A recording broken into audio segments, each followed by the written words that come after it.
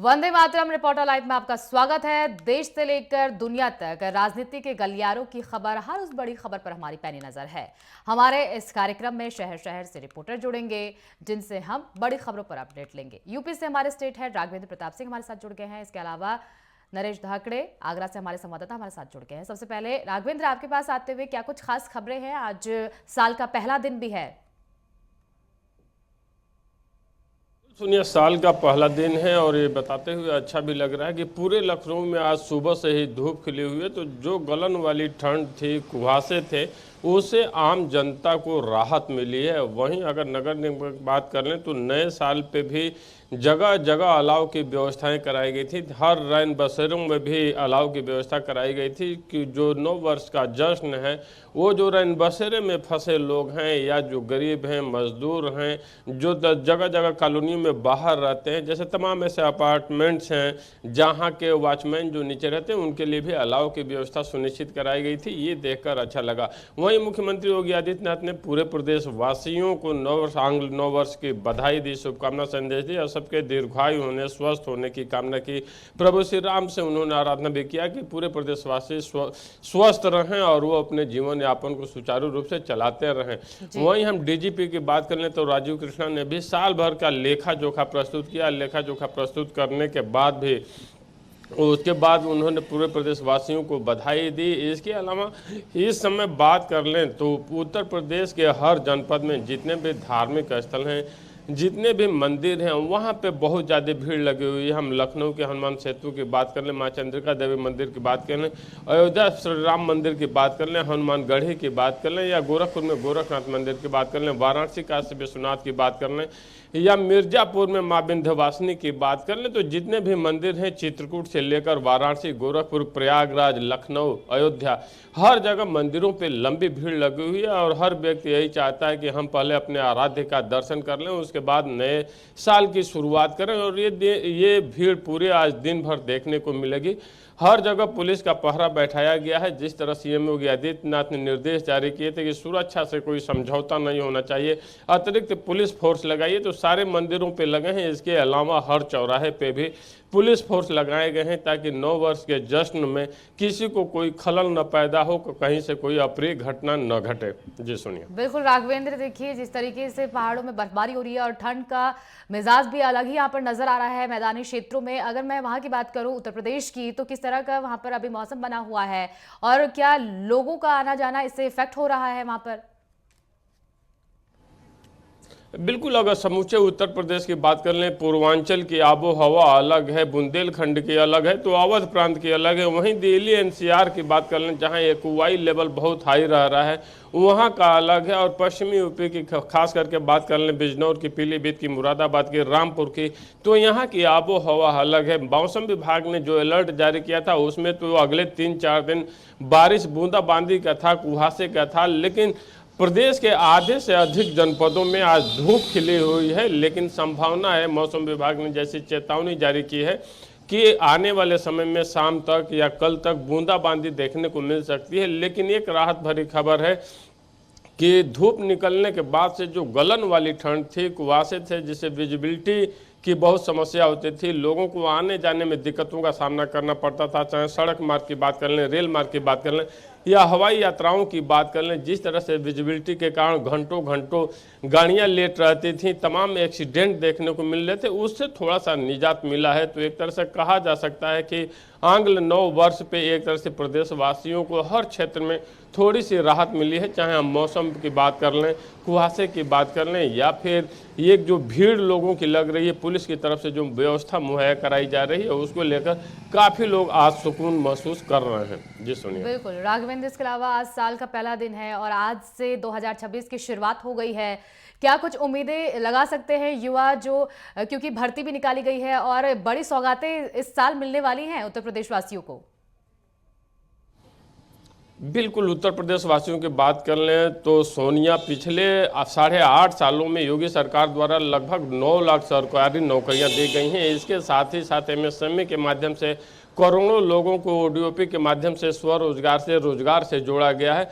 उसके बाद से नए साल में हजारों बम्पर भर्तियां योगी सरकार की सौगात मिली है, जिसमें राजस्व लेखपाल की भर्ती है, आरक्षी की भर्ती है, सहायक शिक्षकों की भर्ती है, प्रवक्ताओं की जी। भर्ती है, तो कहा जा सकता है कि उत्तर प्रदेश लोक सेवा आयोग सहित शिक्षा चयन आयोग, अधीनस्थ शिक्षा चयन आयोग, जितने भी आयोग हैं, जिस तरह की भर्तियां योगी सरकार द्वारा निकाली गई हैं, पुलिस विभाग द्वारा जिस तरह की भर्तियां निकाली गई हैं, प्रदेश के युवाओं को, जो भी लड़के लड़की प्रतियोगी छात्र छात्राएं हैं, जो सिविल सेवा की तैयारी करते हैं, पुलिस सेवा की तैयारी करते हैं, या एसएससी की तैयारी करती हैं, या असिस्टेंट प्रोफेसर बनने की तैयारी करती हैं, उनके लिए हजारों की संख्या में वैकेंसियां आई हैं। और ये एक 9 वर्ष का बहुत बड़ी सौगात सीएम योगी आदित्यनाथ की तरफ से कहा जा सकता है कि प्रदेश के युवाओं को मिला है। अब देखना होगा, चूंकि आरक्षण को लेकर एक मुद्दा गरमाया हुआ था, जिसमें राजस्व लेखपाल में काफ़ी कुछ संशोधन भी किए गए हैं, तो जो ओबीसी का मसला है उसको सरकार कैसे टैकल करती है। लेकिन इतना जरूर है कि इस 9 वर्ष में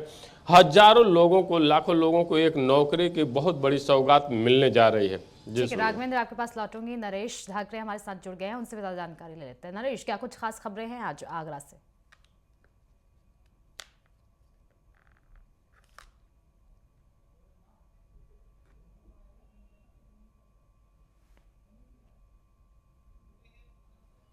नरेश, आपकी आवाज हम तक नहीं पहुंच पा रही है, आपका फोन म्यूट है। ठीक है, अजहर हुसैन हमारे साथ, हमारे संवाददाता जुड़ गए हैं श्रीनगर से, उनसे भी ज्यादा जानकारी ले लेंगे।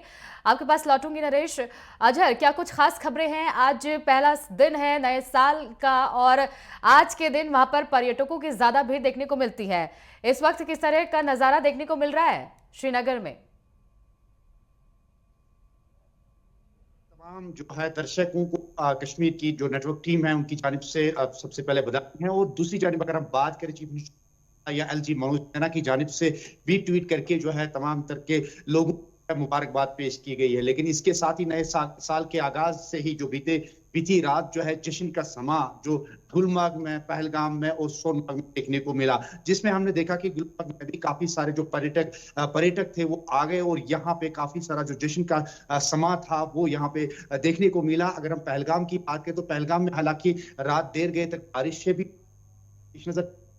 भी बहुत ज्यादा थी, लेकिन बाद में जो प्रकोप यहाँ पे देखने को मिला, जिस तरीके से पर्यटकों का जो जमावड़ा यहाँ पे देखने को मिला और जश्न यहाँ पे देखने को मिला, और एक बार फिर जो वादी कश्मीर को एक बार फिर जो पर्यटक स्थलों से जो है खचाखच भरा हुआ है। ठीक, लेकिन बीती रात जब बारिशें हुई, हालांकि गुलमर्ग में जो है बर्फबारी भी देखने को मिली, लेकिन दूसरी जानिब से इस समय हम पहलगाम में हैं, लेकिन पहलगाम में भी बारिशें भी हुई, लेकिन सुबह हल्की फुल्की सी जो बर्फबारी है वो देखने को मिलेगी। लेकिन अगर हम यहाँ पे थोड़ा सा वाइड फ्रेम करने की कोशिश करें कि ये ऊपर की पहाड़ियां हैं, थोड़ा सा मैं यहाँ पे पीसीआर को बताना चाहता हूँ कि वो थोड़ा सा इसको वाइड करे और ऊपर की क्षेत्र में दिखाएं जहां पे ये बादल दिख रहे हैं। इनमें साफ तौर पे जो बीती रात जो है यहाँ पे स्नोफॉल देखने को मिली, हालांकि हल्की फुल्की जो बर्फबारी है वो यहाँ पे देखने को मिली। और इसके साथ साथ जो है आडो वैली या बेताब वैली के साथ साथ चंदनवारी के इलाकों में जो है बर्फबारी देखने को मिली। और इससे कहीं ना कहीं इन हंसी वादियों का जो ये नज़ारा है वो बिल्कुल दिलकश यहाँ पे देखने को मिल रहा है। लेकिन बीती रात हमने देखा कि कई एक जो होटलियर्स है या हम यूं कहेंगे कि गेस्ट हाउस है वो पर्यटकों से भरे पड़े थे। ठीक, ये गेस्ट हाउस जो हम यहाँ पे दिखाना चाहते हैं कि यहाँ पे भी हम रात भर ठहरे रहे और चूंकि यहाँ पे भी पर्यटकों का काफी सारा भीड़ था और यहाँ पे बोन फायर वगैरह वो भी यहाँ पे देखने को मिला। और कहीं ना कहीं जो पर्यटक थे वो काफी खुश नजर आ रहे थे, क्योंकि आपको बताता चलूं कि सोनिया की 22 अप्रैल में जब पहलगाम में सानिया पेश आया, जो कि वादी कश्मीर के लिए एक बिल्कुल ब्लैक डे था, और उसके बाद में यहाँ पे जो टूरिज्म का जो ग्रोथ था वो बिल्कुल कम हो गया था। लेकिन प्रशासन की ओर से लगातार ये कि इसको दोबारा रिवाइज किया जाए, जो है इसको वापस पटरी पे ले आए। और उसके पेश नजर जो है पहलगाम डेवलपमेंट अथॉरिटी की जानिब से आज से ठीक जो है एक हफ्ते पहले जो है यहाँ पे विंटर कार्निवल का आगाज किया गया। और साफ मुद्दा और मकसद ये था कि कहीं ना कहीं जो यहाँ पे जो टूरिज्म का जो बूस्ट था उसको बूस्ट देने की यहाँ पे कोशिश की गई। हालांकि यहाँ पे टूरिस्टों का जो है वेलकम भी किया गया, बांट पत्थर और उसके साथ साथ जो रुक यहाँ पे जो कल्चरल डांस है उसके साथ साथ उसको वहां से उनको वेलकम किया गया। और ये कहीं ना कहीं एक चीज ये कहेंगे कि पर्यटन को लुभाने के लिए ये सारी चीजें, ये सारी व्यवस्थाएं की गई, जिसमें हम पहलगाम डेवलपमेंट अथॉरिटी की बात करें या हम यूं कहेंगे कि टूरिज्म डिपार्टमेंट की बात करें, तो सबने मिलकर ये साझा प्रोग्राम किया। कल चूंकि बीती रात इसका जो फाइनल डे था और इस फाइनल डे में हमने देखा कि जिस तरीके से पर्यटन स्थलों जो पर्यटकों ने यहाँ पे इस प्रोग्राम का लुत्फानंदोज हुए और कहीं ना कहीं वो यहाँ से खुश भी नजर आ रहे थे और कहीं ना कहीं उन्होंने भी मैसेज भी दी पूरे देश भर में कि वो यहाँ पे आए और इस जन्नत का नजारा करे। तो दूसरी खबर की अगर हम बात करें, लगातार हम देख रहे हैं कि लगातार हम देख रहे थे कि बीते साल जब अगस्त के महीने में जब मौसमी सूरत हाल जो खराब हुई थी और उसके बाद में जो किश्तवाड़ या राजौरी के कई एक इलाकों में जो सैलाबी सूरत हाल बनी थी, तो उसके पेश नजर जो काफी सारे जो मकान जो है वो दे गए थे, काफी सारी जानें भी चली गई थी। लेकिन उसमें आज ये पेशरफ्त ये आई है कि जो एक्सग्रीशिया के तहत उनको मुआवजा मिलना था तो उनको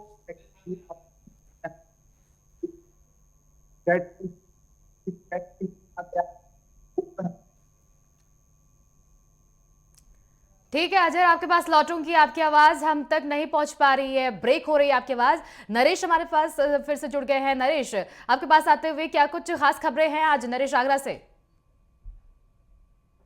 बिल्कुल, अगर बात ताज नगरी आगरा की जाए तो ताज नगरी आगरा में लगातार कहीं न कहीं जो मौसम है उसमें बदलाव लगातार देखने को मिल रहा है। वहीं आपको बताते चले कि आज सुबह से ही कहीं न कहीं जो गलन भरी ठंड है वो आगरा वासियों को लगातार नए साल पर बढ़ाती हुई दिखाई दे रही है। वहीं बादल भी छाया हुआ है, कहीं न कहीं बारिश की जो संभावना है वो लगातार आगरा में देखी जा रही है। सुबह से ही बादल छाए हुए हैं। वहीं आपको बताते चले कि नव वर्ष को लेकर के जो आगरा वासी हैं वो लगातार नव वर्ष को मनाते हुए दिखाई दे रहे हैं। वहीं अगर बात की जाए ताजमहल की, तो ताजमहल पर लगातार कहीं न कहीं जो अच्छी खासी जो भीड़ है पर्यटकों की वो यहाँ पर लगातार देखी जा रही है। कहीं न कहीं जो लोग हैं वो नए साल पर ताजमहल का दीदार करने के लिए सोनिया लगातार सुबह से ही पहुंच रहे हैं। वहीं पुलिस प्रशासन जो है वो लगातार कल से ही अलर्ट है, लगातार जगह जगह पर चेकिंग अभियान चलाया जा रहा है और लगातार लोगों से शांतिपूर्ण तरीके से नए साल का जो जश्न है उसे मनाने की अपील सोनिया आगरा पुलिस लगातार करती हुई दिखाई दे रही है। ताजमहल के आसपास भी कहीं न कहीं जो पुलिस है उसकी तरफ से वहां पर सुरक्षा बढ़ाई गई है और आगरा के चाहे वो होटल हो या रेस्टोरेंट हो, सभी जगह पर कहीं न कहीं पुलिस की नजर लगातार कल से हुई बनी हुई है। पुलिस लगातार नए साल को लेकर के कहीं न कहीं आगरा में अलर्ट दिखाई दे रही है। वहीं दूसरी बड़ी खबर की सोनिया अगर बात की जाए तो जिस तरीके से आपको बता चले कि 2025 में जो आगरा पुलिस है उसके द्वारा तमाम वो खुलासे किए गए, उसको लेकर के आगरा पुलिस कमिश्नर दीपक कुमार ने प्रेस वार्ता कर 2025 की पुलिसिंग का रिपोर्ट कार्ड भी पेश किया है, जिसमें उनके द्वारा तमाम चाहे वो धर्मांतरण का मामला हो या फिर वो उटंगन नदी हादसा हो, तमाम जो हादसे हुए उन हादसों में किस तरीके से बेहतर पुलिसिंग की गई, अपराधियों के खिलाफ किस तरीके से आगरा पुलिस ने साल 2025 में काम किया है, तमाम चीजों को लेकर के पुलिस कमिश्नर दीपक कुमार के द्वारा एक रिपोर्ट कार्ड पेश किया गया। उसमें बताया गया है कि मुख्यमंत्री योगी आदित्यनाथ के नेतृत्व में किस तरीके से जो आगरा पुलिस है वो लगातार काम कर रही है और अपराधियों में कहीं न कहीं जिस तरीके से पुलिस का भय है वो लगातार देखने को मिल रहा है। किस तरीके से पुलिस ने तमाम अपराधियों को जेल भेजने का काम किया है। वहीं सोनिया अगर बात की जाए तो जिस तरीके पे पुलिस कमिश्नर दीपक कुमार ने हमने पिछले समय पर देखा था कि जो धर्मांतरण का मामला था उसमें कहीं न कहीं पाकिस्तान कनेक्शन भी सामने आया था, उसको लेकर के उन्होंने एक बेहतर काम किया जिसको लेकर के डीजीपी के द्वारा उन्हें सम्मानित भी किया गया है। तो कहीं ना कहीं जो आगरा पुलिस है वो लगातार नव वर्ष पर अलर्ट दिखाई दे रही है और लोगों से अपील कर रही है कि शांति व्यवस्था आगरा शहर के अंदर बनाए रखें। सोनिया, बिल्कुल नरेश, आपके पास लौटूंगी। ईशा ठाकुर हमारी संवाददाता चंडीगढ़ से हमारे साथ जुड़ गई है, उनसे भी ज्यादा जानकारी ले लेते हैं। ईशा, क्या कुछ खास खबरें हैं आज पंजाब और हरियाणा से? ईशा, के मेरी आवाज आप तक पहुंच पा रही है? ठीक है, ईशा के पास लौटेंगे। अजर, आपके पास आते हुए। अजर, आपकी बात कंप्लीट नहीं हुई थी। देखिए अजर, बड़ी सौगात भी मिली है जम्मू कश्मीर को आज पहले दिन, क्योंकि जो बड़ी किस्त थी 9 करोड़ की किस्त अब जारी की गई है केंद्र सरकार की तरफ से। जो प्रभावित इलाके थे मॉनसून सीजन में उनको बड़ी राहत मिल गई है। जो लोग प्रभावित हुए थे अब उनको ये किस्त जारी की जाएगी। देखिए सोनिया, जिस तरीके से मैं पहले ही बात कर रहा था कि अगस्त के महीने में जिस तरीके से मौसम की खराबी की वजह से काफी सारे इलाकों में जो है सैलाबी सूरत हाल बनी, पर्टिकुलरली जो जम्मू के काफी सारे क्षेत्र इलाके हैं जिसमें किश्तवाड़ का चुस्ती इलाका है जो कि काफी सारा वहां पे नुकसान भी हुआ था, काफी सारी जानें भी वहां पे चली गई थी। लेकिन उसके बाद में जो सेंट्रल गवर्नमेंट की जानिब से वहां पे काफी सारी जो टीमें हैं वो वहां पे भेजी गई थी ताकि वहां पे निरीक्षण किया जाए कि कितना नुकसान वहां पे हुआ और पर्टिकुलरली जो वहां पे जो मकाने दस्त हो गए थे उनको वापस रिहेबिलिटेट करने के लिए एक बड़ा रिपोर्ट तैयार किया गया था। लेकिन आज एक सौगात बिल्कुल के बाद में एक डेडलाइन भी मुकर्रर की गई है कि अगस्त में इस डेडलाइन को कंप्लीट किया जाए। जो वहां पे नुकसान हुआ है, पर्टिकुलरली जो वहां पे मकान जो ध्वस्त हो गए, उनको वापस तामीर करने के बाद सड़कें या बाकी जितने भी चीजें हैं उनको वापस रिवाइज करने के लिए ये बातें की गई है। और ये कहीं ना कहीं नए साल के आगाज के साथ ही हम ये कहेंगे कि सौगात के तौर पे सामने आए। लेकिन दूसरी तरफ से जो किसानों का नुकसान भी वहां पे हुआ था, काफी सारी जो खड़ी फसलें हैं उनका भी काफी नुकसान हुआ था, शायद इस पैकेज के जरिए उनको भी रिहेबिलिटेट किया जाएगा। लेकिन आने वाले समय में जिस सेंट्रल गवर्नमेंट ने एक डेडलाइन भी मुकर्रर की गई है कि अगस्त 2026 तक ये लक्ष्य जो है कंप्लीट होना चाहिए और जो मुतासरा खानदान है या मुतासरा लोग हैं उनको वापस जो है रिहेबिलिटेट किया जाए। तो कहीं ना कहीं ये सौगात भी सामने आ रही है। अगर हम मौसम की बात करें, जैसे के हवाले से बात कर रहा था कि मौसम विभाग ने पहले ही प्रिडिक्ट किया था कि जो 31 जो बीते साल के 31 से लेकर 3 जनवरी तक जो है मौसम में जो है परिवर्तन देखने को मिलेगा। लेकिन इसके पेश नजर हमने देखा कि बीती रात नॉर्थ कश्मीर के गुलमर्ग में जम के बर्फबारी हुई, लेकिन साउथ कश्मीर में खाली बारिशें हुई, लेकिन बर्फ जो है बहुत कम देखने को मिली। लेकिन इसके पेश नजर हम देखेंगे कि दरियाई जहलम या दरियाई लिदर का जो डेप्थ है, या यूं कहेंगे कि जो पानी का जो सूत है वो बिल्कुल सुकड़ रहे हैं। और जिस तरीके से माहिरीन का मानना है कि आने वाले समय में अगर इसी तरीके की स्थिति पैदा हुई, या हम यूं कहेंगे कि ग्लोबल वार्मिंग की वजह से जो जल स्तर का जो लेवल है वो लगातार गिर रहा है, तो कहीं ना कहीं आने वाले समय में ये काफी बड़ा जो है एक संवेदनशील मामला। बिल्कुल बिल्कुल, अजहर आपके पास वापस लौटूंगे। ईशा हमारे साथ जुड़ गई, उनसे भी ज्यादा जानकारी लेते हैं। ईशा, क्या कुछ खास खबरें हैं आज?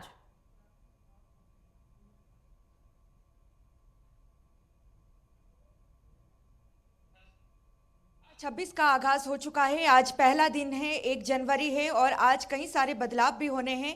अगर मौसम के लिहाज से बात करें, अभी थोड़ी देर पहले ही यहाँ पर बहुत ज़्यादा बारिश हो रही थी। पंजाब, हरियाणा, चंडीगढ़ की बात करें तो आज सुबह से ही नए साल का आगाज बारिश के साथ हुआ है। और जिस तरीके से मौसम बहुत ज़्यादा खराब चल रहा था, पिछले कुछ दिनों से शीतलहर चल रही थी और कोहरे से पूरा जो उत्तर भारत था वो कोहरे की चपेट में था। लेकिन अब जिस तरीके से बारिश हुई है तो ये अंदाज़ा लगाया जा सकता है कि 1-2 दिन में जो मौसम है वो खुल जाएगा।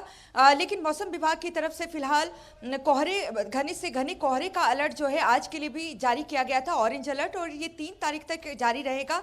हिमाचल प्रदेश के ऊपरी इलाकों की अगर बात करें तो भारी हिमपात नए साल पर वहां पर हुआ है और यही वजह है कि उत्तर भारत में इस वक्त ठंड बहुत ज़्यादा बढ़ चुकी है। इसके अलावा अगर हरियाणा की बात करें, थोड़ी ही देर में 11 बजे मुख्यमंत्री नायब सिंह सैनी की अध्यक्षता में आज हरियाणा की कैबिनेट की बैठक होने जा रही है। हरियाणा सचिवालय में ये बैठक होगी क्योंकि आज नए साल का पहला दिन है, तो ये संभावना जताई जा रही है कि जनहित से जुड़े कई अहम फैसले आज हरियाणा की नायब सैनी सरकार ले सकती है और उम्मीद जताई जा रही है कि कई सौगात भी मुख्यमंत्री दे सकते हैं। के बाद जो बैठक होने वाली है 11 बजे, उसके बाद मुख्यमंत्री प्रेस कॉन्फ्रेंस के जरिए भी कैबिनेट में लिए गए फैसलों की जानकारी दे सकते हैं। और इसके साथ ही देखिए, आज से हरियाणा को नया डीजीपी भी मिल गया है। 1992 के बैच के अजय सिंघल को बीते कल ही हरियाणा सरकार की तरफ से जो अधिसूचना जारी की गई है उसके मुताबिक उन्हें अब नया डीजीपी हरियाणा का नियुक्त किया गया है। 2025 का जो साल है आखिर में हरियाणा के लिए अच्छा नहीं रहा। आईपीएस पूरण सिंह की आत्महत्या मामले में कई बड़े नेताओं के नाम और कई बड़े पुलिस अधिकारियों के नाम सामने आए और इसमें देखिए कहीं ना कहीं अगर मुख्य सचिव की बात करें, उन पर भी आरोप लगाया गया उनकी धर्मपत्नी की तरफ से, और इसके साथ ही जो डीजीपी थे मौजूदा शत्रुजीत कपूर, उन पर भी आरोप लगाए गए। उसके बाद हमने देखा कि किस तरीके से राजनीति इस पे बरपाई, राहुल गांधी तक यहाँ पर पहुंचे परिवार को सांत्वना देने के लिए। लेकिन जो पैनल भी भेजा गया था यूपीएससी की तरफ से, उसमें जो 3 नाम सुझाए गए थे उसमें एक नाम शत्रुजीत कपूर का भी था। तो ऐसे में लेकिन हरियाणा सरकार की तरफ से नए डीजीपी का ऐलान कर दिया गया है बीते कल, और आज वो अपना पदभार संभालेंगे। अजय सिंघल हरियाणा के नए डीजीपी होंगे। और इसके अलावा देखिए आज साल का आगाज भी हो चुका है और इसके साथ पंजाब की राजनीति भी अब गरमाने वाली है। 2027 में शुरुआत में ही जो पंजाब विधानसभा चुनाव हैं वो होंगे और ऐसे में माना जा रहा है कि सभी पार्टियां अब अपनी गतिविधियों को तेजी से बढ़ाएगी। पंजाब बीजेपी आज 12:30 बजे प्रेस कॉन्फ्रेंस भी करने वाली है, लेकिन अभी जो मुद्दा भुनाने की कोशिश यहां पर की जा रही है आम आदमी पार्टी की तरफ से, वो मनरेगा के स्थान पर विकसित भारत जी राम जी एक्ट जो केंद्र सरकार लेकर आई है उसको लेकर भुनाने की कोशिश की जा रही है। लेकिन इसी के साथ अगर कांग्रेस की बात करें, कांग्रेस में जो अंदरूनी अंतर्कलह है वो अभी तक किसी से छिपी नहीं है और वो कम होती नजर नहीं आ रही है। और लगातार यहाँ पर भले ही चरणजीत सिंह चन्नी जालंधर से लोकसभा सांसद कांग्रेस के बन चुके हो, लुधियाना से अमरिंदर सिंह राजा वड़िंग जो कि मौजूदा कांग्रेस के अध्यक्ष हैं वो भी सांसद बन गए हैं। दूसरी तरफ गुरदासपुर की बात करें, सुखजिंदर सिंह रंधावा वो भी कांग्रेस के सांसद है, लेकिन ये तीनों बड़े नेता विधानसभा चुनाव लड़ना चाहते हैं और ये चाहते भी हैं कि मुख्यमंत्री की दावेदारी उन्हें दी जाए। और पंजाब कांग्रेस की अगर बात करें तो जिस तरीके से हरियाणा कांग्रेस को भी नया अध्यक्ष मिला है, तो अब पंजाब कांग्रेस को भी इस साल जल्द ही नया अध्यक्ष मिल जाएगा और माना जा रहा है कि जनवरी में नए अध्यक्ष का भी ऐलान जो कांग्रेस आला कमान है वो कर सकती है। दूसरी तरफ श्रोमणी अकाली दल और बीजेपी पर ये लगातार आरोप लगाए जा रहे हैं कि दोनों ही गठबंधन करना चाहती है और यही वजह है कि किसी भी मुद्दे को लेकर एक दूसरे पर कटाक्ष करते हुए दोनों पार्टियां नजर नहीं आती हैं।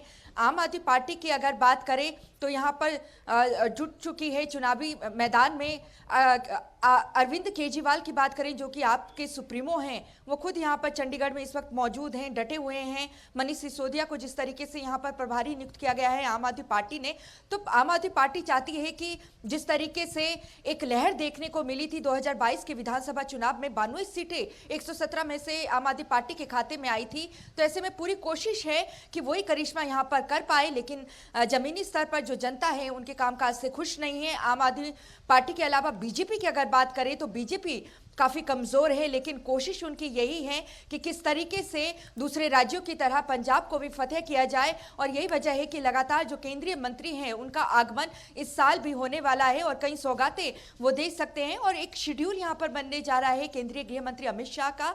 अमित शाह कभी भी इस जनवरी या फरवरी में पंजाब का दौरा कर सकते हैं और इस दौरान वो लोगों को, पंजाब की जनता को कई सौगातें भी दे सकते हैं। तो ये तमाम बड़ी खबरें हैं इस नए साल में जिस पर हमारी आज नजर रहेगी। बिल्कुल।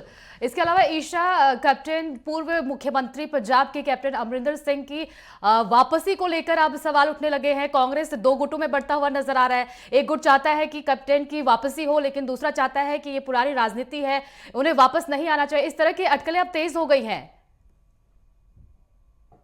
सूरज आपका पीछे जरा आगे करो, कब कब बोल दिया बंद करना, आगे क्या चाहिए? ठीक है, ईशा तक हमारी आवाज नहीं पहुंच पा रही। राघवेंद्र आपके पास आते हुए, राघवेंद्र आखिरी सवाल आपसे और कम शब्दों में जवाब दीजिएगा, समय की कमी है। देखिए राघवेंद्र, साल का पहला दिन है और बड़ी सौगात आज ये है कि 30,000 से ज्यादा अब भर्तियां निकाली गई है, पुलिस भर्ती निकाली गई है। जो विपक्ष लगातार ये आरोप लगाता था कि बेरोजगारी बढ़ गई है सरकार में और भ्रष्टाचार ज्यादा हो गया है, लेकिन उनके मुंह पर आज ये तमाचा है बड़ा। सोनिया, विपक्ष चाहे जितना आरोप लगाए, लेकिन एक सच्चाई है जिसे पूरा प्रदेश जानता है या स्वीकार करता है कि सीएम योगी आदित्यनाथ के नेतृत्व में ईमानदारी से, पारदर्शिता के साथ से, चाहे उत्तर प्रदेश लोक सेवा आयोग हो या अन्य भर्ती आयोग हो, यहाँ पे नौकरियाँ दी जा रही हैं। किसी भी जाति आधारित नौकरी नहीं दी जा रही है, पैसे लेकर नहीं दी जा रही है। और सीएम योगी आदित्यनाथ बार बार अपने संबोधनों में यही बोलते हैं कि अब वो दौर खत्म हो गया 2017 के पहले वाला। और प्रदेश के युवाओं को, जो भी लड़के लड़कियां हैं, पूरे ईमानदारी के साथ, पारदर्शिता के साथ उनको नौकरी दी जाएगी। और सरकार अपना आंकड़ा भी पेश करती है, अब तक 9 लाख सरकारी नौकरी देने का और 40,000 के आसपास नई वैकेंसी आई हैं, जो 9 वर्ष के सौगात के रूप में प्रदेशवासियों को सीएम ने सौंपा है। बिल्कुल, बहुत बहुत शुक्रिया आप सभी का इन तमाम जानकारी को हमारे साथ